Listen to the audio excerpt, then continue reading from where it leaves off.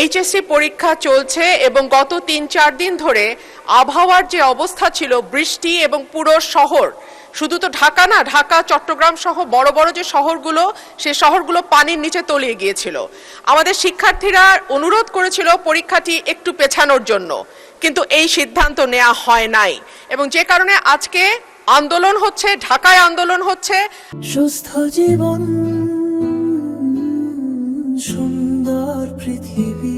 আমি মাননীয় মন্ত্রীর কাছে প্রশ্ন রাখছি, এইচএসসির মতো একটি অত্যন্ত গুরুত্বপূর্ণ পরীক্ষা, যেটার উপর নির্ভর করে আগামীতে একটা ছেলে বা মেয়ের ভবিষ্যৎ কোন দিকে যাবে, সেরকম একটা পরীক্ষা, এবং ফিজিক্সের মতো কি বলবো, one of the most important subjects যেটা সায়েন্সের জন্য, মাননীয় মন্ত্রীকে দয়া করে বলবেন যে কি সমস্যা ছিল পরীক্ষাটি কিছুদিনের, 2 দিনের জন্য বা 1 দিনের জন্য পিছিয়ে দেওয়ার। ধন্যবাদ মাননীয় স্পিকার। ধন্যবাদ মাননীয় সদস্য। মাননীয় শিক্ষামন্ত্রী। মাননীয় স্পিকার, আপনার মাধ্যমে মাননীয় সংসদ সদস্যকে অশেষ ধন্যবাদ। পরীক্ষা আমরা নিয়ে থাকি সারা বাংলাদেশে। এসএসসি পরীক্ষায় প্রায় 2700 সেন্টার রয়েছে এবং 64টি জেলায়। এই 2700টি সেন্টার একত্রে পরীক্ষা শুরু হয়। ইতিমধ্যে আপনারা শুনেছেন যে চট্টগ্রামে যখন এই ফ্লাড হলো, তখন আমরা একে একে প্রথম রাঙ্গামাটি, বান্দরবন, পরে আমরা খাগড়াছড়ি এবং এরপরে আমরা চট্টগ্রাম পুরা বোর্ডের পরীক্ষা আমরা বন্ধ করে দিয়েছি। আমরা লক্ষ্য করেছিলাম বৃষ্টি হচ্ছিল এবং আমরা মনিটরিং করছিলাম। সেই সাথে মনিটরিংয়ের সময় আমরা 64টি জেলার এসপি এবং 8টি বিভাগীয় কমিশনার এবং প্রত্যেকটি বোর্ডের চেয়ারম্যান, ইউনো সকলের সাথে আমরা কথা বলেছি এবং ওয়েদারম্যান, আমরা ব্রডকাস্টিংয়ের জন্য তাদের সাথেও কথা বলেছি। তারা বলল যে বৃষ্টি হবে না, সেই কথাটি তারা বলেছে। বিকেল 5টা পর্যন্ত আমরা বসে থেকে সিদ্ধান্ত নিলাম যে সকলেই বলল যে ওয়েদার ভালো হবে, সেই জন্য আমরা পরীক্ষা রেখেছি। সকালে ঘুম থেকে উঠেই দেখতে পেলাম কুমিল্লা সরকারি মহিলা কলেজের মাঠ পানিতে ভরে গিয়েছে। সাথে সাথে আমরা মেয়র সাহেবকে, ফায়ার ডিপার্টমেন্টকে, পুলিশকে, ডিসিকে বললাম যে এই পরীক্ষা কেন্দ্রে স্থানান্তরিত করার জন্য। তারা তখন সকলকে নৌকায় করে ওই স্কুলের 5তলা ভবন, সেখানে নিয়ে পরীক্ষা তারা নিয়েছে। আমরা সেটা দেখেছি তাদের দুর্ভোগ।